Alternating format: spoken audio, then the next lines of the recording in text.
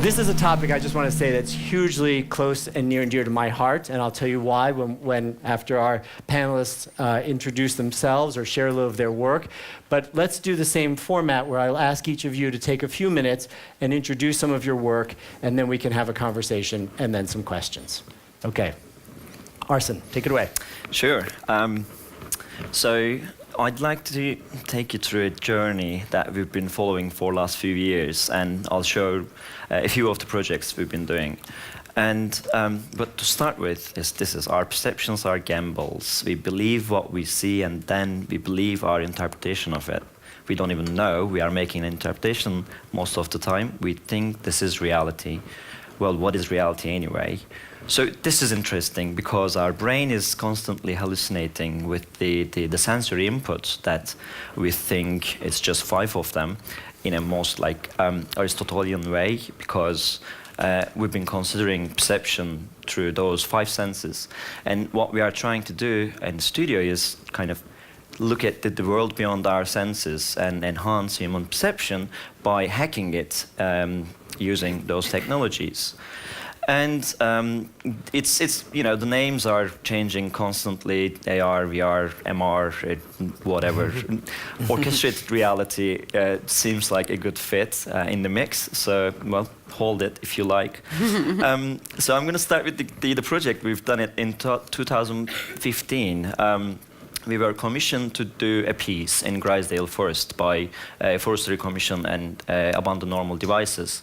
And we didn't know what to do. We went there and, you know, to look into forest and what's going on here. Shall we do a projection mapping project or something else? And then we stumbled upon something on the way.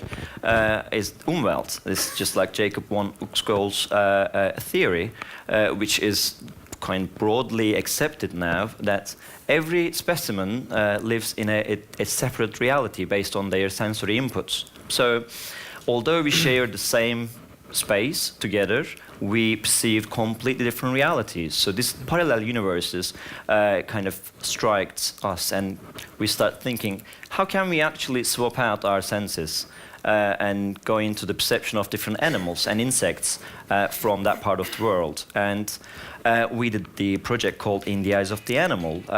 Although we say it's in the eyes, but we kind of looked into different aspects of how those animals are perceiving their environment. And but it's not just a virtual reality project, what we want to do. So when you park your car in a car park, it is beautiful Grisdale forests. You follow a trail and you see weird objects on the way. We flocked those rocks, so you don't know what you are looking at. There's also a sculpture park in the forest. So, you know, is this a sculpture? What is this thing? And then you stumble upon a tree with those tangling weird helmets. An invigilator comes up to you and asks you if you want to go and see the world through the eyes of different animals. And then you put those weird helmets on, and next thing you know, your human perception shifts into a mosquito perception that sees CO2. So we are kind of playing with those aspects, like scientifically how they are perceiving differently or different than us. While you are doing that, you are flying through forests, and then you get eaten by a dragonfly. A dragonfly sees full spectrum of light. They see 300 frames per second. It's like 60 frames more than your iPhone camera. It's crazy. Everything is slow-mo for them. And we are applying that information to the data that we gathered from the forest by scanning it. And each time you are looking at exactly the same part of the forest, but, you know, through different settings, let's say. And you are wearing a tactile vest. It's a rumble pack that vibrates and gives you wings for the case of dragonfly. And the scent of the forest is obviously there.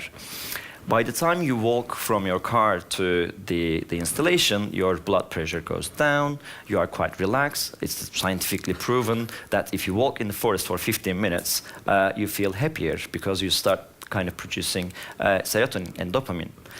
So we are taking advantage of those things by positioning the installation in a place to actually ease you in for this state of sensory replacement. And next thing you know, you are eaten by a frog. while you were flying as a dragonfly. So a frog sees literally they can't see anything.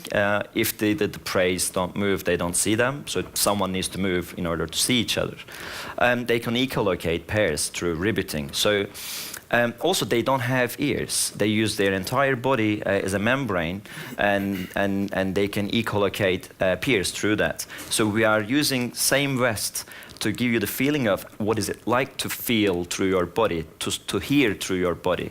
And obviously, you look like this, and it's quite funny, but it's also communicating what's going on inside. It's like a piece of forest attached to your face. You are getting the smell of it. And then next thing you know, you get eaten by an owl. Owl has got these conical eyeballs, so their central vision is really sharp and the peripheral vision is really bad. So what happens there, when you look around, certain parts gets more kind of focused, the other parts are blurry. And they have those disc ears in their head, so they can focus hearing, unlike us. We hear everything at the same time, binaurally, but they actually focus. So this is an extensive research on how they hear, that if you can detach your ears from your head and place somewhere else and move with it. So those are the small kind of interventions that we were trying to implement in the experience to change the perception of how to be one of those animals. And the interesting thing was virtual reality headsets gave us this incredible level of immersion, but we tested same content with different mediums in order to understand the impact, because so many people were coming off the headset crying. I was like, this is quite psychedelic virtual reality experience, why are they crying? Apparently the immersion meter works quite well in virtual reality headset, and when you start moving this side, which is a large-scale video installation, it doesn't work that much, but it does something else that people socialize inside, and they start talking to each other. What are you seeing? What is this thing? Is this an animal? How? So the information gets propagated. But again, it's not the most optimum way of kind of replacing senses. I'm just going to quickly skip through the following experience that we've done after In the Eyes of the Animal. When we were looking at the animals, we realized actually trees are alive, and start looking into how they perceive the world and time, because sequoia trees, for instance, live 3,000, 4,000 years, and we don't even know, we don't have any concept of what does it mean. And if you follow this year's Nobel Prize, one of the winners was the circadian cycle that is looking into genetic factors of time perception. And we've got those inner systems, actually. We perceive time slightly differently per person. So I'm just going to go straight into the experience. So what happens there is you are looking at a tree as a human being, wearing your virtual reality headset and a rumble pack, and a scent device sits on top of your nostrils. And then you go into the tree time, and everything slows down, and you are climbing up the tree while you are kind of becoming a water molecule. And I mean, obviously, when it comes to being a water molecule, there is no reference point, obviously. So we are speculating heavily how that can be.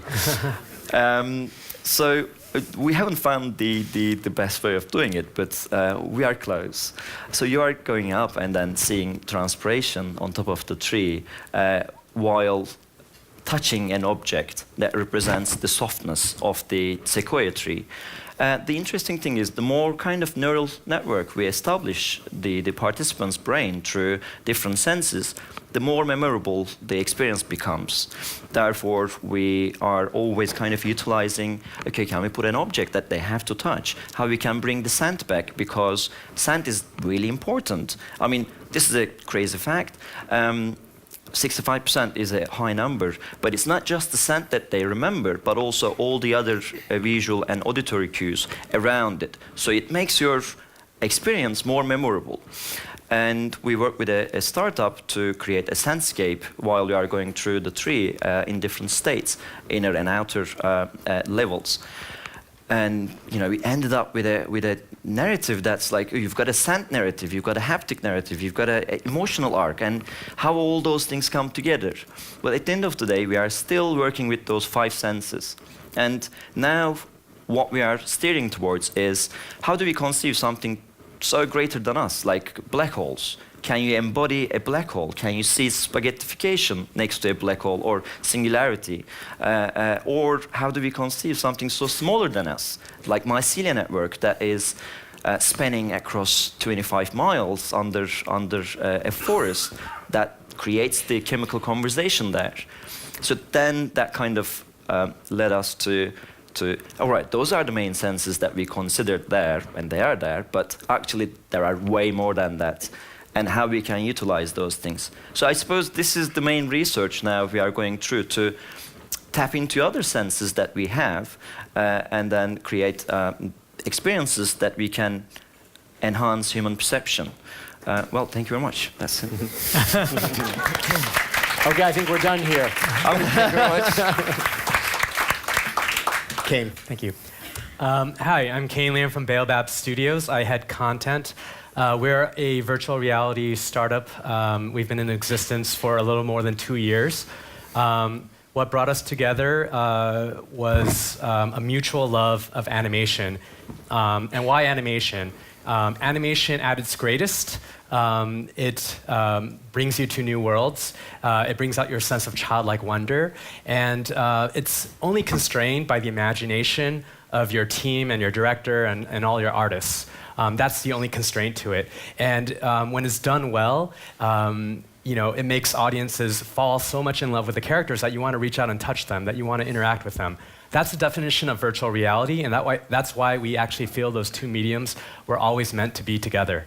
So we brought together a dream team of artists, technologists, storytellers in Silicon Valley, and we all thought about what do we want to do next, and what was the most common thing that people talked about was this idea of, with animation, growing up with it, watching it on television, watching it playing games on your computer, this idea of wanting to jump inside of it and actually be a character inside of it. So we put together this team, and even though we were initially advised in those sort of early days not to embody you into a character, we decided that was the way we wanted to go. One of our very first lessons in creating our first experience, it was called Invasion, was what we call the power of the bunny. So when you are introduced in the story, which is loosely based off War of the Worlds, you wake up sort of on this frozen lake, and you look down and you have a furry white bunny body.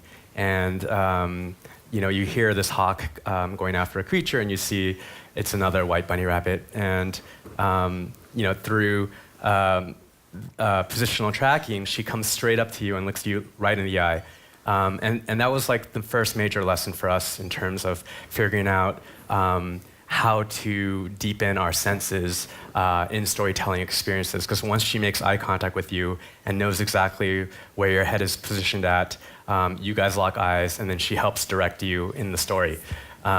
We tried a lot of different experiments and played with a lot of different ways to choreograph how a user would go through an experience like this. We use sound. We try to make people turn around to see the spaceship using noise, but then we discovered actually it was that eye contact with her and her following you around and users trying to imitate her and her breaking that eye contact that helped us figure out the choreography of our sort of close encounters of the third kind moment when the spaceship comes over you and there's this bit of a dance going on with you as the audience and us as the director of the project. The other thing that we learned was sort of the power of this visual sense of breaking the fourth wall and how that opened up your senses to heightened your senses to a lot of things going around you that supported the story. So for example, there's a moment when this bunny rabbit comes and crouches behind you and the aliens are about to shoot her, and a lot of people kind of step in front of her, and they break the fourth wall behind them, and they turn around and make sure she's okay. That's something you don't see in a cinematic theater, and that's something that, for us, was really sort of like movie magic, VR magic for us, was something where we saw 99 out of 100 people always wanting to turn around and break away from the story in a natural way, where when we saw simultaneous VR viewing experiences, everyone would swivel their chairs at the exact same time. One of the great things we learned from Invasion was this power of this character to bring out that sense. Alvy Ray Smith, who's one of the co-founders of Pixar, is one of our advisors. And the first time he saw Invasion, and there was this bunny rabbit crouching over your shoulder, he told us, I swear I could feel her breath on my neck. We said it might have been the AC in our office. It was a hot day in Silicon Valley. But that also brings to mind a lot of the things that we're talking about today. What are all the different tools, the new tools we have in VR that we don't have on these flatties, on these 2D cinema, that are exciting and that we can use. And those kind of observations and feedback are what's extremely important to us. The next piece, which you saw a little bit of in the clip, is called Asteroids. We're actually going to be launching wide next week, starting on the mobile headsets and then moving on to the game engine-driven headsets. And in that experience, you're actually in the body of a robot on a spaceship. You can interact with the story. You can zap things on the spaceship. And the challenge for us was figuring out how do you keep a narrative but give the user that complete sense of control and freedom that makes VR so exciting. And really the balance that we are striving for, that we've decided on, comes from an analogy that Eric, the Chief Creative Officer you just saw on screen, came up with, which is, imagine you're sitting right now in a theater, and behind me, I'm sorry I don't have an image, is a little girl crying on a park bench on the screen. If the cinema director has done a great job telling the story, it's going to bring out your empathy. You're going to sit there in your chair, and you're going to feel really, really bad for her, and you're going to be with her in her shoes, but in your mind, you're not going to do anything. If she was on a TV screen and you're playing a video game, you're going to be playing with the controllers and trying to interact with her as much as you can. But you're going to be doing it to get to the next level. You're going to be acting, using your agency to level up. In real life, if you're walking in a park and you see her, what will motivate you is actually a sense of compassion. So for us to get people to interact in these experiences and use all of your senses to be a part of a story, we want to combine the empathy of cinema with the agency of games, and hopefully the motivation of real life to craft these experiences. And finally, you probably saw these watercolor images, or very storybook-like images. That's a Native American legend that we are currently in production on, called Rainbow Crow.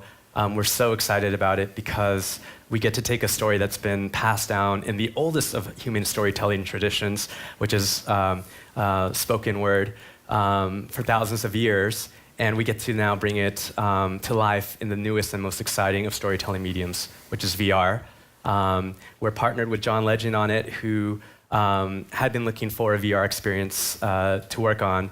And when he tested out our experiences, he's like, it's all about character, and it's all about being in there. And music, like VR, is as immersive of a medium as you could want. We will be working on a lot of interesting multisensory challenges with this as well. And very excited to show it to all of you, the completed experience next year. Thank you.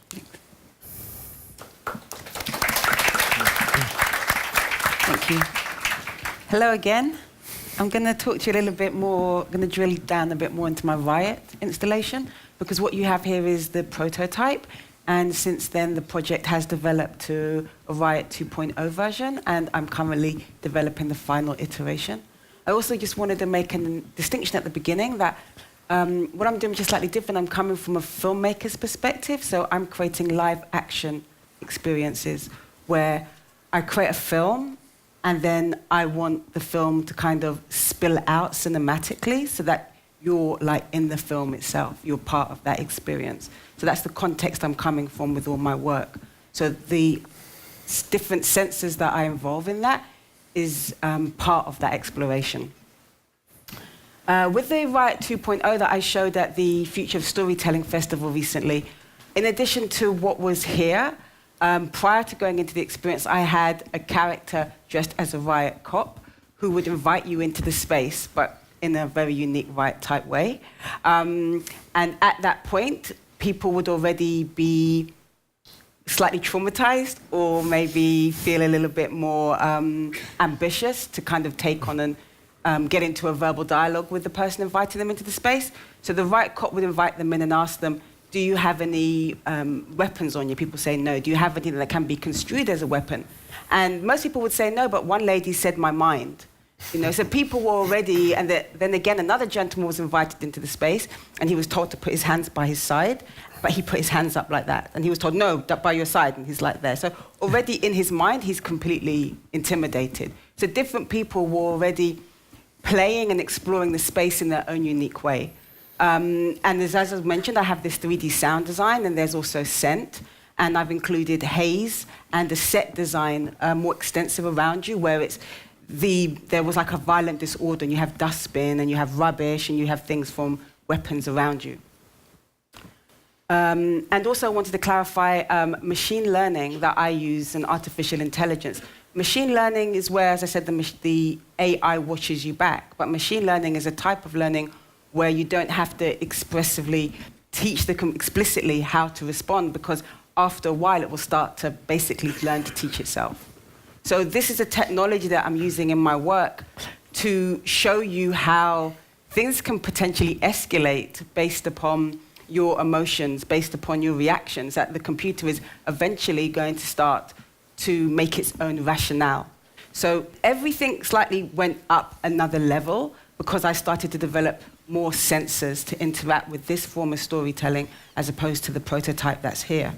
And this is, it's almost like a form of alchemy, because to me as a filmmaker, I'm creating a narrative, a reality for the people that starts with this live action film, but something that can be read by their emotions as well. And this will create, as I said, like neurological affect their brain. I'm currently working with the Perception Institute in New York to actually explore how to shift people's perception through storytelling. So as part of our behavioral psychology research, we discussed when they did research of watching, they studied observers of police dash cam footage, and they're watching police brutality. And what they came to the understanding of was how they perceived that footage was purely dependent upon what they were focusing at on the screen. So if the viewer was watching the brutality from the perspective of the cop, they were empathetic with the cop. If they were watching that same image but focusing on the perspective of the person being brutalized, they were empathetic towards them. So basically, people are watching completely different parts of an image, and that's why often people are getting two completely different perceptions. And as I said, in this era, I'm trying to create more of a kind of common understanding as one of what I'm trying to do. So with the next Riot iteration, I will use this expertise and this understanding to give people the full picture by guiding their eye through eye tracking to take in more than what they may normally see. And that's the work I'm doing with the TED residency and the ThoughtWorks art residency. And as part of that, I'm also exploring areas of gait, which is your body language, and also we're reading things like your capillaries under your eyes, which determines your pulse, and as well exploring voice recognition. So with this will be the final Riot iteration, that you will walk into a space which will be a 360-degree film, and from your very posture of how you walk in and how you respond, how you walk in, it will determine your emotional state. And then the Riot cop will ask you a question, and depending on your pitch and your frequency, he will determine your state of mind and your emotional response. Also, this is going to be a multiplayer experience because we don't live in the world alone. And I want so that it will be maybe 8 people, but you'll be confronted by 8 riot cops. And that you'll have to, without communicating with each other, be able to navigate through a riot to get out alive. So this is where it's becoming like a complete sensory full-body experience, because I said I'm trying to reflect the reality in which we live and make you conscious of yourself in a way you've never been before. And this is still from the right, is my objective is always to give you a greater understanding of self, and to, most probably it's going to be shifting your perception, but ultimately and crucially for me, it's about moving through your sense of fear, because I often feel that fear defines who we are as people, because we often move in our life dependent on how we feel and how fearful we are. So with my experiences, I want to make you conscious of these things so that you can then move through fear in your everyday life. Thank you. So, hey everyone. My name is Winslow Turner Porter III. I don't always do my full name, but hey, we might as well. And Milica and I, who's sitting in the front row, who also spoke, we have a company called New Reality Company. And as it says right there, we are an immersive content studio. We have office in New York as well as Los Angeles, where we are, in Los Angeles, we are artists in residence at the Technicolor Experience Center. And that's a really exciting place where they're doing all sorts of really interesting experiments with extrasensory perception. And even in the first presentation, there was Sophie, and she's there as well. So it's always creepy, a little bit creepy, I'm just gonna say it, because she's always looking at you and like commenting about life, how she perceives it. And it's very different than how we perceive it. So we'll get right into it. Or actually, I guess as Charlie introduced, before Milica and I started New Reality Company about 2 years ago, I also produced a documentary called Clouds, which is an early, at least this wave of VR, an early documentary about creative code where we could actually place the viewer inside of the code itself, which was a really interesting take on the medium. And then after that, I did some other extrasensory work with a company called Framestore that also has an office in Montreal. And we were doing all different stuff with haptics, with wind. And so we took a lot of those learnings and we applied them to this project Giant, which Milica also described the narrative of, where we place you inside of a basement with a family during their last moments. And just like the family, we want to surprise the viewer. So for 2 reasons, we have them seated. One of them is because we use something called Depth Kit, which allows us to be able to shoot volumetric video using a Kinect. And in this case, we used a Red Dragon, shot in 5K. And so from one perspective, the people in front of you actually appear real. But as soon as you stray too far, then the illusion is broken, because we didn't capture depth data on either side of them. But the other reason, as I said, as you're sitting down in the chair, all of a sudden you hear this sound coming from like behind you, and then there's this loud vibe, like a bomb blast approaching. And so it really startles the user. We have a haptic stool that we here we go here back. So this is the haptic stool that we had, and we always like to joke that when we premiered at Sundance, there was a D-Box chair. That's probably, I think the version there was a $20,000 chair for the Martian experience. But for us, we're very scrappy. And this is a $5 IKEA stool with a $45 video game butt kicker, as they call them. So actually, the video game, like I would say the youth, a lot of them, and some of these companies that are exploring, sort of extrasensory ways of bringing video games to life, have definitely influenced the cinematic work that's happening in VR as well. And that's really exciting because, it's sort of, if everyone is involved in this and everyone's sort of trying to raise the bar, then it works out for everybody. And when it comes to designing an experience, obviously the user is paramount. Before you even finish what's going on inside the headset, it's really important to think about the space that's around you, because that's how we're used to perceiving reality. We are constantly using all of our senses to be able to get a better understanding of our environments. And the more that we can make people feel comfortable in those environments, how we onboard people into the experience and how we offboard them is super important. Especially because when people take the headset off, they're very much still in that world. Just like if you were to wake somebody up from a very intense dream, sometimes you still feel like you're in that dream state. And so we don't just want to, startle somebody. We want to be able to bring them through the experience. Where's the actual? There we go. So in a way where they can feel an intimate connection with what's going on. Especially the content that we're showing. You're witnessing a family's last moments, and that's not something that should be taken lightly. So when the experience is over, we also allow them to sit there and sort of take that moment in. So it becomes even more potent. The more interaction you can have, ultimately the more emotion you have in the experience, and then the more impact they can experience. So that's super important for us as storytellers to be thinking about, the moment people hear about the experience to when they leave the doors of the place, whether it's a festival or a gallery or a museum, understanding that from beginning to end.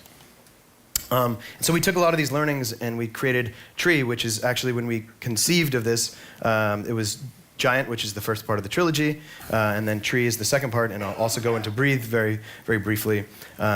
We wanted to be able to understand, what it's like to be in the shoes or the roots of Mother Nature. And the first thing we do is we actually give the user a K-Pox seed, and then ask them, and this is in real world space, they don't have a headset on at this point, and we ask them to plant it in a bed of soil, and because they did that themselves, they feel responsible for their user journey that happens. They have a lot more of a connection to the character, and as soon as they put it on, they explore the environment, and I'll also do a little demo. I'll do a real demo of what happens. They grow as a seed through the soil, witnessing the wonders of nature and all the different animals. And if you put your arm out, a parrot will land on it. And we have wind that simulates when you grow up to be one of the tallest trees in the rainforest. As well as, just like Ersin was saying, we use subpacks as well, but we also use haptics in the floor. And I guess, just so I know a feel for how many people have experienced Tree, can I get a show of hands in the audience? Okay, Whoa. so that's a good amount. So you guys are already on board. So this next thing won't be as much of a surprise, but it'll still be fun. So I'm going to actually, because it's all about experiencing things and not just using your eyes and your ears, but let's get a little hands-on. Or things that it just makes sense. Okay, can we roll the clip? And that was a pun with sense, just so you guys know. So this is actually in the video that you showed, the last one, that was Anahita from International Flavors and Fragrances. And she helped us design these different scents, along with professional perfumer named Laurent. And everyone there was so great to be able to work with. And this right here is the first scent. So if you wouldn't mind playing the video. And if you could dim the lights just a little bit. So imagine this, after you plant the seed. Can everyone get a little smell of that? This is like an underground, peaty, like mossy smell. And when people smell this, they say this reminds them of planting like a garden with their grandmother when they were growing up. Or everyone has a very personal connection to the smell of like peaty moss, dirt. Some people actually think that we're putting dirt in front of their face too, which is a compliment in certain ways.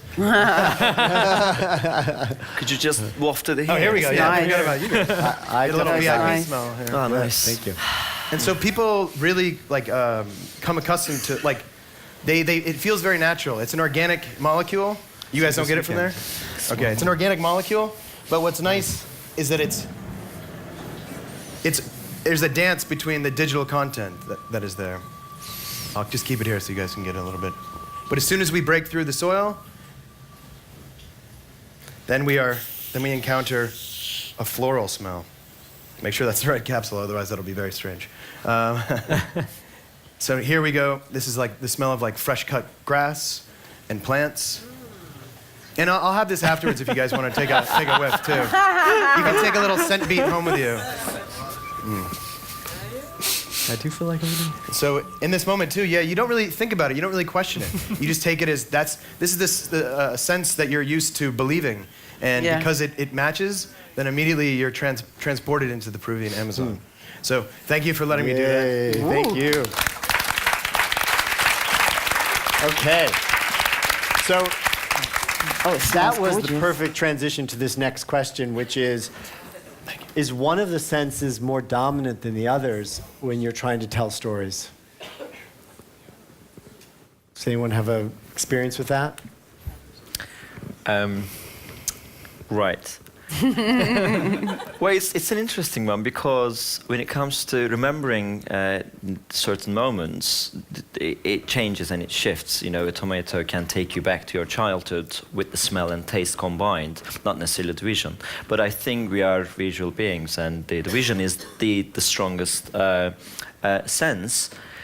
But there is this gastronomer's dream theory about how we evolved around stomach. So it's like stomach, you know, single cell became a large stomach just wobbling around and eating things. And then it needed to just kind of differentiate what kind of food to take in. So they developed the vision first. And then vision can kind of make a filtering mechanism from distance, and then you've got sense when it comes up close to you, and then you've got the taste. So when you think about this way of kind of understanding, you see something, if you come up close, you get the smell, and maybe you hear it even further. So I suppose our day-to-day lives is just evolving around the vision first, and then the sound, and everything else kind of accompanying. So that's one of the challenges when it comes to storytelling as well. I certainly love that approach that the world and we have organized around eating. So that's what I'm taking away from that. I certainly think a lot about the two things about scent. Right? Is that one? It's the only of the senses where we actually bring molecules into our body. So we're not interpreting external stimuli. We're actually inhaling these molecules and they're entering in. And it does seem from the studies I've read that it's the one that carries the most emotional memory. Like it's most likely to cue off memories of your childhood or whatever it is, you know, smelling something. And certainly I think we all feel like we just had a hit of being in the forest. Or a memory of a time in the forest from that smell.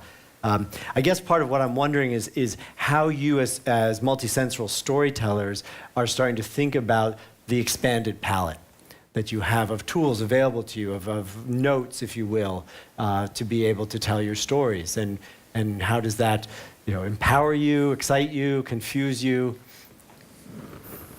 I think because we've had the visual for so long, as a format, it's now that we're exploring what else is there. So we had sound, but now like there's ambisonics. It went from certain different types of sound to like ambisonic and 3D sound. And now people are looking at like scent, and then now the next thing like touch, and then I'm sure it'll be taste. It's like we've kind of done all the original. Now it's like what else is out there to extend this palette of our story. So this has kind of come about at the same time as the technology because it's not dependent on the technology. So we're exploring how else, as well as the tech, can we recreate this experience but in the real world. So I think all these other things are now, as waves are coming in. And maybe next year, because I think a few years ago I hadn't heard so much about scent, but maybe in 2 years we'll be talking about taste more. Because we're currently always exploring, okay, what next to tell this story. I suppose there's the technology aspect there, like what is available, what we can do to improve the storytelling aspect or improve the experience. But what I am personally interested in is actually, can I hear through my back? And, you know, can I see through my thumb? Or, you know, it's just like, how can I swap those things out? David Eagleman is, you know, he's a neuroscientist, and his main research is just remapping certain senses for, you know, blind people. Can they see through, you know, tongue, or can they see through their body? I think that makes me really excited to create new feelings, because feelings are linked to sensory input, and the way we receive that data is kind of creating certain memories, and we are recalling some of them to feel in a particular way, you know, good or bad. But what happens, we start actually mashing them up and mixing. Do we create new types of feelings? Can we have that expansion in our kind of the emotional landscape? That's what I'm interested in. I don't have answers, but questions. I mean, I think one of the other really interesting issues here is that not everybody perceives these sensory stimuli the same way, right? We don't see the same colors, we don't smell the same fragrances. I know, for example, we did an olfactory book a couple of years ago using an iPad and a thing called an O-phone, or an olfactory device that let off fragrances. Well, everybody smelled, we thought we were putting out honey, and some people smelled honey and some people smelled some other candy or something else completely different. So there's, I think, it's more complicated because it's harder to control the message that you're trying to send when we all perceive these things so differently. Do you agree? Do you find that same problem? You must have this, with the fragrances you've... Definitely, and I think it's kind of like a cilantro problem, Like certain people are genetically predisposed to think it tastes like soap, and that's an interesting thing to think about. So you have to that's really what you'll all remember from today, consider, by the way. And so we've got some cilantro. No, just because everyone's different in that regard, and especially if we make sure we write 1, 2, 3 on our scents so that people don't mix them up. But if we were to put the third scent, and everyone who, I don't want to spoil it for people who haven't seen Tree, but if we were to do that scent first, that'd be a very confusing experience where as soon as you're born, then you're like, what? Like, a hint of destruction is already in the air. So I think it's easy to, it's one of those things where you notice when it's not working, but it should be very seamless when it is in there. As I was saying before, it's like a dance, and it's important for us to make sure that they're all in lockstep when they're being displayed, or it also not for one to sort of overpower the other. But I think there is something really interesting in what happens if we take out sense, sensory deprivation. What if there's an experience that is only sound and smell, or that is when we were at ITFA 2 weeks ago, there was an experience that was just sound and feeling of like thermal, and it was heat and cold going across your body, where you imagine what it was like to be a comet floating through space. And I wanted there to be sound, but then I was like, well, you're just spoiled because everything has, or I wanted there to be sight, but I'm just like, Winslow, stop, you're so spoiled because everything has sight, and that's the thing everyone considers first. But just being able to isolate that made it even more powerful, because then I was able to hear with more resolution, and I was able to consider that more, and then use that as a sort of a platform to consider other experiences. I think for us, we're very much focused on pushing the visual medium more. I actually don't think 2D traditional cinema has figured everything about that, because what we're finding in VR is we're breaking the fourth wall, and that actually changes a lot of the rules. So for example, when people were watching Invasion and they were interacting with this bunny rabbit, they felt she was very real, and people would actually imitate her actions. And that led to these discussions we had internally with research with academics about this psychological phenomenon called mirroring. And mirroring is what humans do to relate to each other. So if you're, say, on a great date, someone might put their hand up here, the other person will unconsciously do that if it's going well. And it's a way to actually release certain chemicals that increase bonding between them and create a relationship. For us, working in animation, which is a very, very visual medium, we've been able to, we think, kind of push the boundary in terms of what we know about visual storytelling.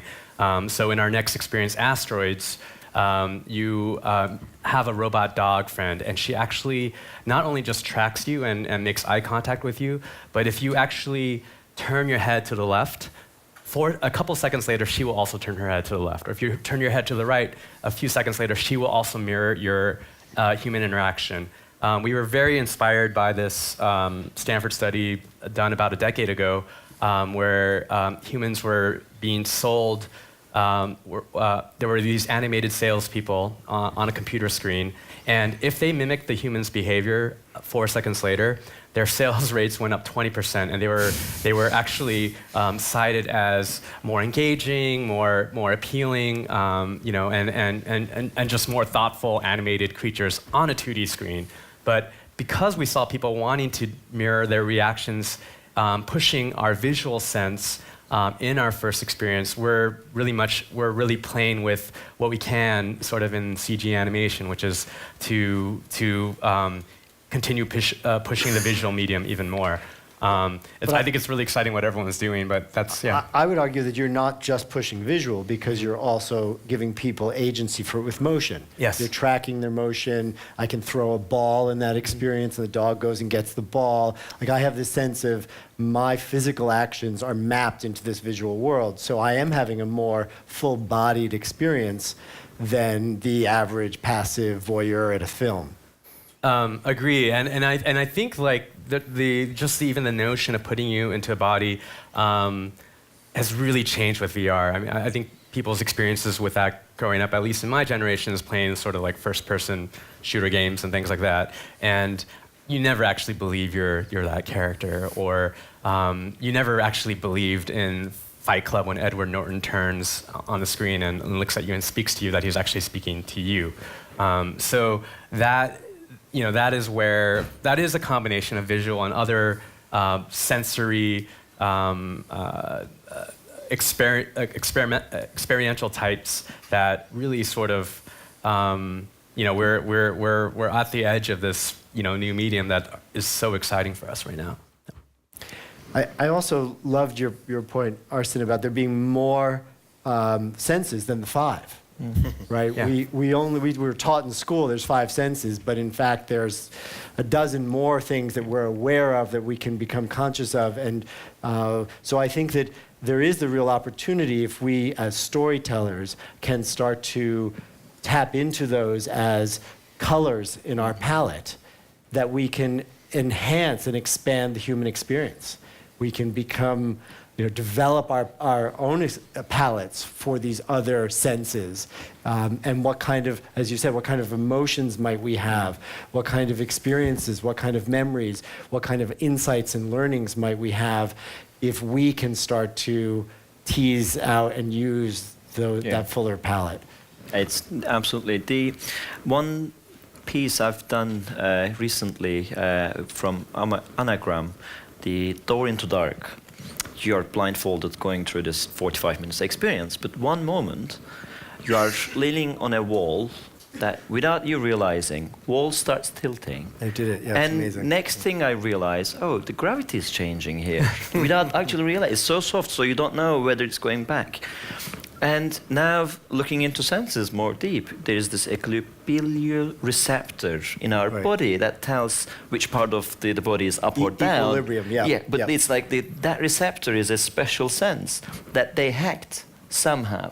And it was one of the most memorable things I had. And it's just like, because you don't know where is up, where is down, and that was the highlight of that piece. So just like finding those little moments and like senses and then hacking them actually makes the experience way more memorable. And now I have a new feeling actually, because you don't get to feel like that often. So yeah, I love it.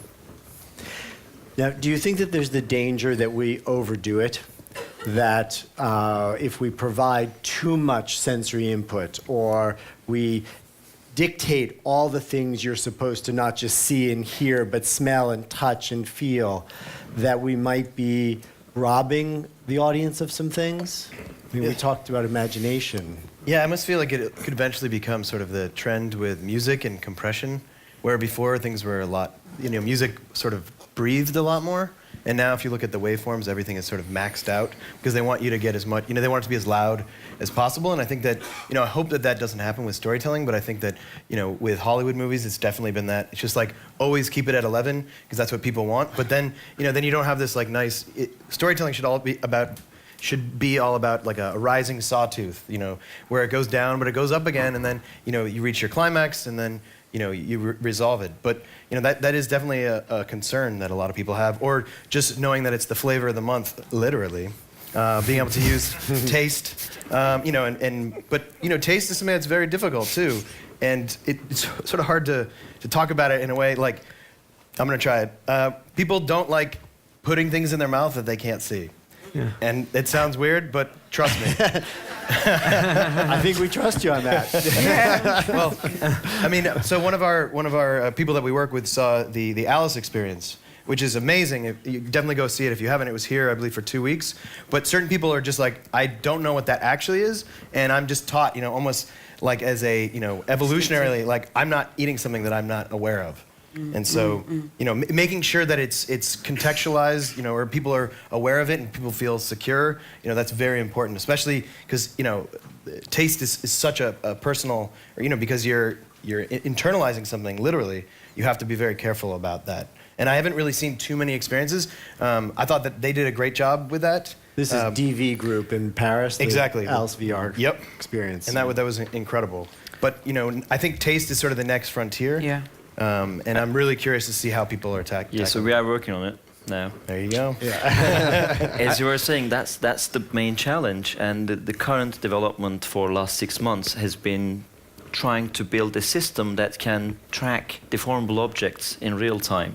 So actually you can pair what you are eating and what happens to the remaining and all that part quite accurately in virtual reality. And then once you have this, like if you can eat candy floss and being able to see the virtual representation of candy floss being eaten in VR, that's what we are trying to crack now.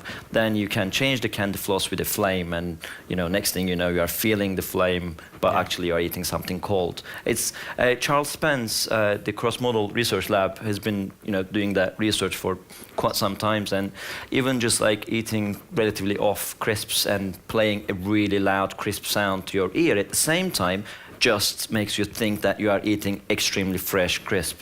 And this is like one simple way of hacking. And it's like, so it's actually not just a single sense. Taste actually is like 5 senses coming together. Yeah. And on top of that, you've got auditory and visual cues. And if you see a blue-orange, you wouldn't taste the orange because it's a bit weird, and you are not kind of and music can change the taste of food, and the Charles coffee, Spence does this research in how the different senses can interplay with each other. So it can be very useful for things like the soundtrack at a restaurant, for example, can really affect the way you perceive the meal you're having. We had him speak at the Future of Storytelling a couple of years ago, and did a piece with him, a short film with him. But it's a good point, which is that basically we don't realize how malleable our senses are, right? We're a brain inside a body, and the only input we get are through these senses, and we think that they're always calibrated truthfully. We think that when we hear something or see something, it's the same. Green is green, and a rose is a rose, or whatever. And in fact, these senses are so easily hacked or manipulated or affected by each other in this complicated stew of things that we don't really understand.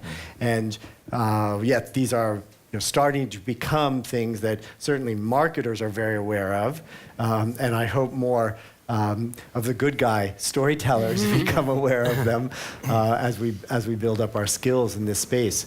I'm just going to say, before I said this was a really a topic very near and dear to my heart, and that I'm very passionate about. And some years ago, I sort of coined a phrase that I believe is a big part of the future of storytelling, and it's a term that I refer to as sensual media. And when I say sensual media, I mean that it's media that is multisensorial, it's participatory, it's immersive, it's personalized, and because of all those things, it's so powerful to be sort of very memorable and even transformative. It's basically storytelling or media that reminds you of the sensory joy of being alive. And I have this feeling, I don't really have the facts for it, but this is my strong belief, that we've come out of this era when technology disembodied us. It actually separated us from our senses. We sat there leaning over keyboards and looking at a screen, and our eyes blurring, as evident by glasses, and disconnected us from our own bodies and from each other. And that now this new spate of technologies like haptics and sensors in the built-in environment, artificial intelligence, AR, MR, VR, all of these are starting to become tools that are bringing us back into our bodies. They're reconnecting us to these sensory experiences. And I, for one, am very excited by that, because I think it is ultimately technology coming around to a place to enable us to be more human, to have experiences that are more sort of natural and organic to us as a species. You know, I don't think this is a natural way for us to communicate on a keyboard. Just all these natural language, all of these interfaces that are more human that are coming up. So we at the Future Storytelling and here at the Phi Centre have been trying to make decisions about curation and speakers and exhibits of things specifically to celebrate and nudge this kind of storytelling that will bring us back into our bodies, be more natural and organic, and remind us just of the joy of being alive. And so I applaud all of you so strongly because I think that you are all doing this work. Like, this is exactly the kinds of things that you are at the forefront of experimenting and inventing with. So anyway, that's my soapbox. So I'm going to now open this up for questions. We have about 15 minutes left, and let's see if anyone would like to join. I just wanted to add to what you said as well, that with this kind of common, like less of a division and more of coming together, comes like a more of emotional and spiritual aspect. It's not just a less technical experience. Excellent point. And that's why I consciously use technology in that way, to use it to come together as a community of people, but through storytelling, because you can have the same technology, but it might not be in the hands of storytellers. So it's really, salespeople are selling it to make a more efficient workforce if you're using augmented reality and you're doing things in front of you as opposed to on the spreadsheet. But in our hands, we have a different purpose and a different intention, I would hope. Well, these guys. And you'd hope, you know, that old expression, you have to walk a mile in somebody else's moccasins to sort of understand the way they see the world or understand them. You know, my hope with all of this and with Central Media and the work that you all are doing is that we are moving towards also creating greater empathy, right? The ability to have greater understanding of each other's experiences, a greater palette of tools to be able to communicate those things, you know, making it more literally possible for us to walk in the shoes of many, many other people that we wouldn't otherwise get to. I'm also, as well as empathy, I'm more concerned with fear, because I don't think it's as much about, it's about understanding other people, but it's also very much about understanding ourselves. And often that sense of fear is something which can cripple us or colour our perception of reality.